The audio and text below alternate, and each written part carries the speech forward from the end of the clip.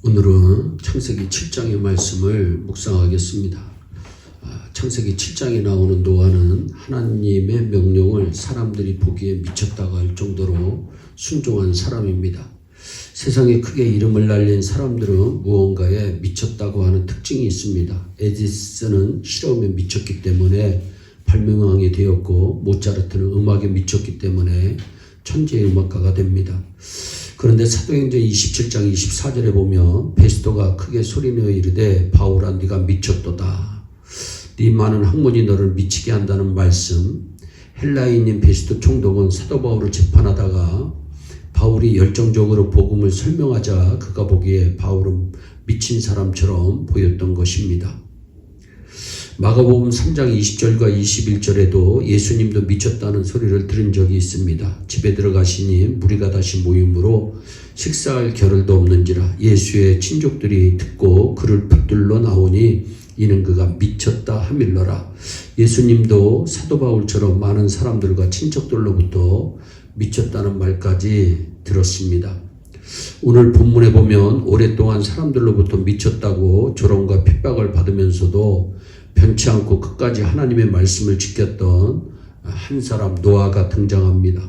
노아가 살던 시대에 세상에 죄악이 가득했습니다. 하나님께서 땅 위에 사람 지으셨음을 한탄하실 정도로 사람들이 타락했습니다. 하나님께서는 세상을 물로 심판하시기로 작정하시고 그 계획을 노아에게 알려주십니다. 그리고 그에 대한 준비로서 큰 방주를 짓도록 명령하십니다. 여기에 두 가지 특징을 발견할 수 있습니다. 첫째로 노아는 하나님께서 말씀하신 대로 방주를 지었습니다. 하나님께서는 노아와 같이 당신의 말씀에 순종하는 사람을 좋아합니다. 사무엘상 15장 22절 23절에 번제와 다른 제사를 그의 목소리로 청종하는 것을 좋아하신 같이 좋아하시겠나이까. 순종이 제사보다 낫고 듣는 것이 수양의 기름보다 낫다 말씀하고 있습니다. 우리가 아무리 예배를 잘 드리고 예물을 많이 드린다고 할지라도 순종하지 않으면 하나님께서 좋아하지 않습니다. 여러분, 하나님이 자기에게 명하신 대로 다 준행하였던 노아처럼 하나님께서 말씀하신 대로 사는 은혜가 임하기를 바랍니다. 또한 노아는 오랫동안 인내하며 방주를 지었습니다. 한 가지 알 수 있는 것은 방주를 짓는 데 걸린 기간이 약 120년이라고 하는 사실입니다. 노아는 오랜 세월 동안 인내하며 방주를 지었습니다. 노아는 인내의 사람입니다. 그가 방주를 지을 때만 인내한 것이 아니고 방주를 짓고 나서도 인내합니다. 우리가 앞에서 정말 아는 것처럼 노아는 나이가 600세에 7명의 가족을 데리고 방주에 들어갔던 분입니다. 그런데 그와 그의 가족이 방주에 들어간 후 곧바로 비가 내렸으면 좋았을 텐데 곧바로 비가 내리지 않았습니다. 하나님의 말씀에 순종하여 방주에 들어갔지만 비가 오지 않자 그 안에서 무작정 비 오기를 기다렸습니다. 여러분, 얼마 동안 기다린 줄 아십니까? 7장 11절 말씀에 보면 노아가 600세 되던 해 둘째 달 곧 그 달 11의 날이라. 그날에 큰 기쁨의 샘들이 터지며 하늘의 창문들이 열려 40주야를 비가 땅에 쏟아졌다. 그의 나이 600세 되던 해의 둘째 달 17일에 비가 내리기 시작했습니다. 그러니까 그가 600세 때 배에 들어갔으니까 최대로 1개월 17일, 즉 47일 동안 그 안에서 비 오기를 기다린 것입니다. 아마 성질 급한 사람은 그 기간을 기다리지 못했을 것입니다. 몇 번씩이나 밖으로 나갈까 고민하다가 비가 내리지 않는 것을 보고 배 밖으로 나왔을 것입니다. 그러나 노아는 달랐습니다. 말씀에 순종하여 배 안에 들어갔음에도 불구하고 비가 내리지 않았지만 하나님의 말씀을 의심하지 않고 인내하며 기다리신 분이 노아입니다. 결국 47일이 되었을 때 비가 쏟아지기 시작합니다. 얼마 동안 쏟아집니까? 40일 동안 쉬지 않고 엄청나게 계속 쏟아집니다. 그리고 40일 만에 비는 멈추었지만 땅은 물로 뒤덮였습니다.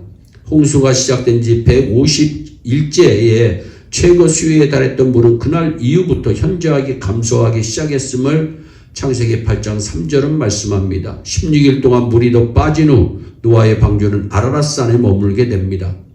그리고 60일간 물이 더 빠지자 드디어 산봉우리들이 무리에 드러납니다. 그로부터 40일 후 노아는 바깥 상태를 알아보기 위해 까마귀를 내보냈더니 주변을 배회하다가 돌아옵니다.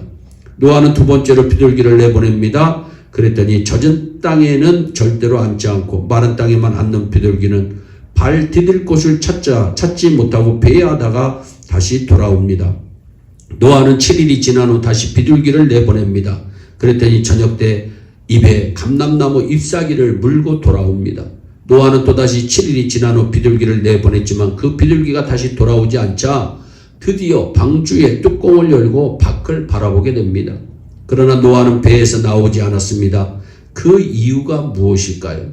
웬만한 사람이면 나왔을 것입니다. 그런데 노아는 나오지 않았습니다.